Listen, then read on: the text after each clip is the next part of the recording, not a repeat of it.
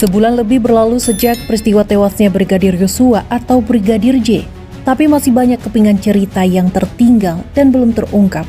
Tak lain karena terlalu banyak melibatkan kebohongan. 11 Juli 2022, dalam konferensi pers pertama kasus ini, Mabes Polri menyatakan Brigadir Yosua terbunuh dalam baku tembak dengan Barada Eliezer. Dalam dugaan Polri, Barada Eliezer melindungi Putri Chandrawati selaku istri Irjen Verdi Sambo dari pelecehan seksual yang dilakukan Brigadir Yosua.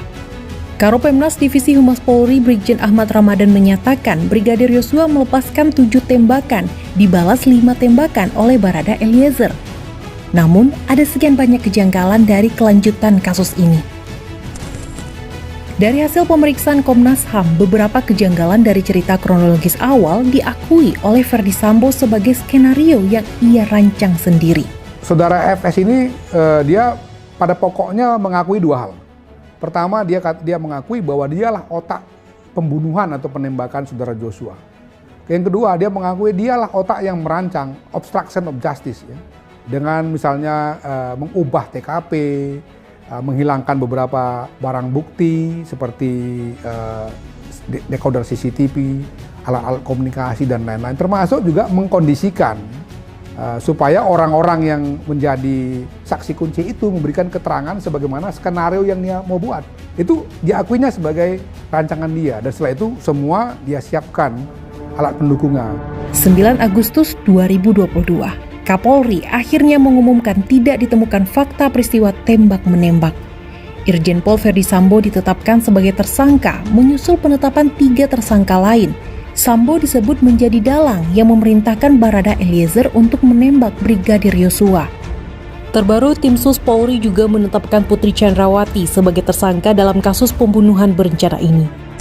Komnas HAM ikut meyakini bahwa penembakan terhadap Brigadir Yosua dilakukan bukan oleh Barada E seorang. Ya, kami meyakini bahwa memang tidak mungkin itu dilakukan oleh seorang Richard sendirian, karena misalnya arah peluru datangnya dari tempat yang berbeda, ya. Artinya tidak mungkin orang yang sama berbolak-balik dari satu tempat ke tempat lain untuk melakukan tembakan. Yang kedua juga indikasi bahwa pelurunya jenisnya juga berbeda. Satu, posisi tubuh Joshua dengan di posisi tubuh yang lain itu ada ukuran yang berbeda satu dengan lainnya. Jadi sangat mungkin memang terjadi bahwa itu dilakukan oleh lebih dari 1 orang. Dan dalam hal ini kalau kita merujuk kepada pengakuan Richard, selain Richard itu ya tadi dikatakannya adalah saudara FS.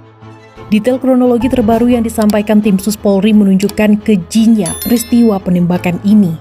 Verdi Sambo, Brigadir Eliezer, Kuat Maruf, Bribka Riki bersama Brigadir Yosua berkumpul di ruang tamu rumah dinas Sambo. Yosua diminta berlutut menghadap pintu kamar mandi sambil melipatkan kedua tangan di belakang kepala. Di hadapannya, Richard tengah mengacungkan pistol. Verdi lalu berteriak memerintahkan Barada E melepaskan tembakan. Maka terjadilah Richard melepaskan peluru dari jarak sekitar 2 meter dengan pistol Glock 17 sebanyak 3 kali ke arah Yosua. Yosua tersungkur sementara kaos putihnya bersimbah darah. Seakan tak cukup menurut Richard dalam keterangannya kepada polisi, Sambo kemudian menambahi dengan menembak 2 kali bagian belakang kepala Yosua hanya dalam jarak sedekat 16 cm atau sepanjang sedotan minuman. Ia lalu menembaki dinding ruangan itu sebanyak 3 kali, mencoba membentuk alibi seakan-akan pernah terjadi baku tembak di sana. Terakhir, Sambo mengoleskan sisa jelaga dari sarung tangan hitamnya ke tangan jenazah Yosua demi melengkapi narasi kebohongannya.